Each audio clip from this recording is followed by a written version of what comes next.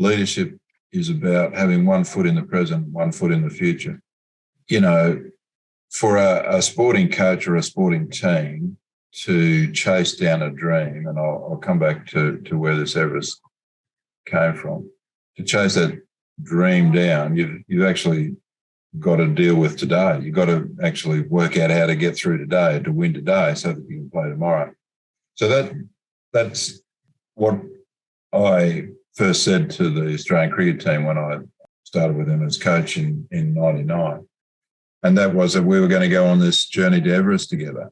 And I said, I wasn't quite sure what that was, and I wasn't quite sure how long that would take. But to make it a little bit more precise for them, I said, for me, Everest is about us changing the game, changing the way the game is played. And the length of time, well, I'm hoping we can do that before we all disband as a group.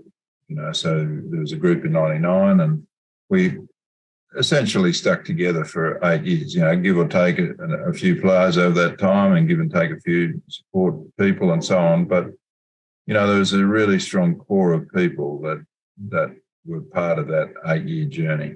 And so the Everest was, and this is why I think sport is, again, such a good example, that when you look at great players and you look at great teams, yes, they might have a few more skills than some of their opponents, but essentially what great teams and great players are doing in that period of time is that they're actually working out how they can use those skills far more effectively, far more consistently in the situations that they face.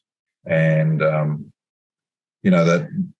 so going back to when I talked about Everest, that was why I suppose it was very difficult to put a finite time on that. But the real point was, we, like the automotive industry in sport, play inside a set of rules. You go outside the rules, then you get hammered by the administrators or the legal parameters of your industry. So my question to the group then was, well, given, we play in these set of rules, cricket rules, why should we play it, though, the same way as everybody else? Why shouldn't we look to play the game differently to everybody else? And so that led to the notion of Everest and about changing the way the game was played.